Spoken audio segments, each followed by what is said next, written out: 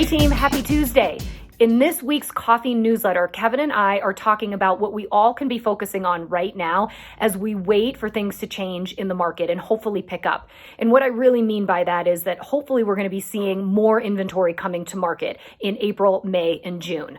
But what I also know is that I've been talking with a lot of you about your clients reaching out with some really important questions. They really want to get an understanding of what's happening in the market. And 3 questions specifically that I've heard quite a few times.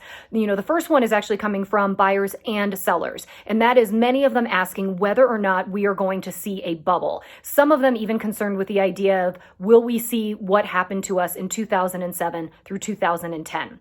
The other question is coming from buyers right now. I know many of you are working with buyers who are in a really competitive space and are oftentimes, feeling like they have to overpay in order to make sure that theirs is the winning bid. So kind of figuring out, is this something that's going to have to continue?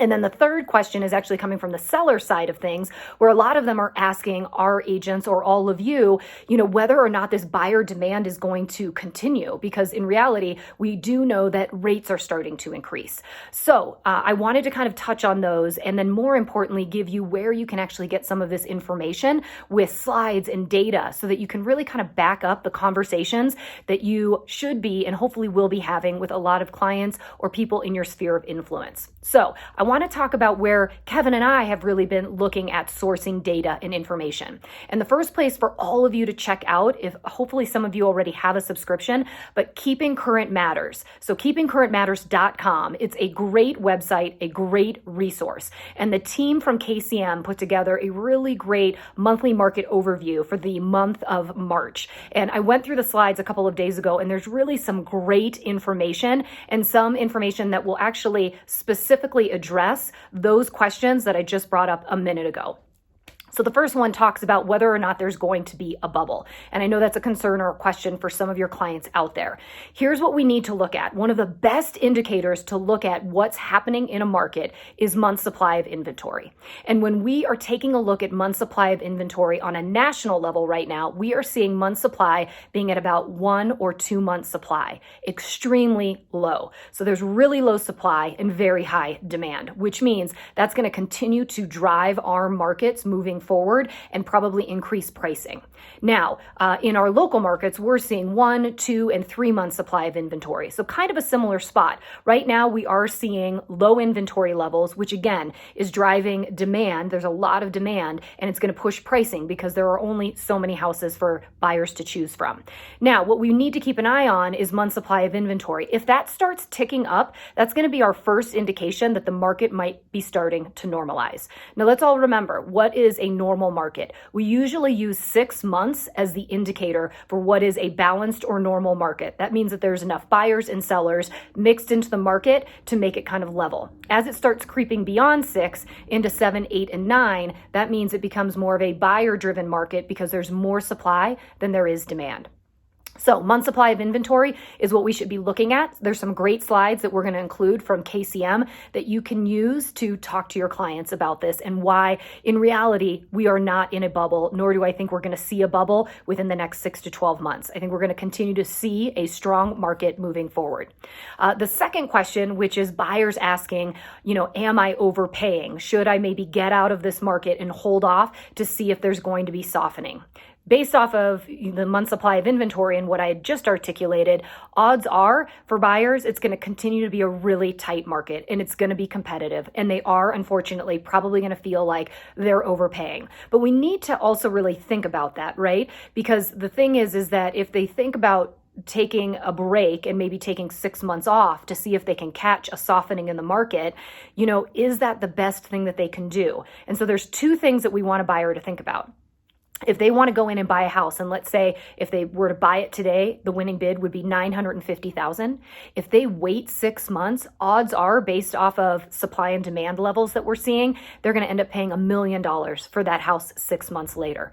And then to top that off, what we have to consider is that if interest rates are going up, then not only is the purchase price going to be higher, but the loan amount that they're getting and the rate that they're getting for that loan is going to cost them more money. So bottom line for buyers, buyers. If they're serious and they want to get into the market, I really think they should consider jumping in if they can, because I think holding off is only going to cost them more money.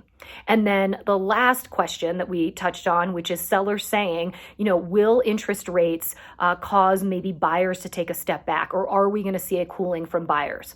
Reality is there might be some buyers that are dropping off, but in real reality, there are 66 million millennials out there right now who are looking to buy homes. And that number correlates to 36% of the buyer market right now in the United States. It's a really big percentage. And I'm telling you, I don't think they're going anywhere. The reality is, yes, it's a little bit more expensive for them to buy a home, but this is the pool of individuals that are at that point where their families are growing, where they want to get into a space, where they are looking for a school district, where they're looking for a great house with a yard, and they're wanting to commit for that next 10 and 15 years. And if that's the case, then they're willing potentially to jump in, even if they have to pay a little bit more to become a homeowner. So I want us to keep that in mind, because I don't think they're going away. And I think the age bracket that they're in, we're going to see more and more millennials in the next 5 years wanting to become homeowners.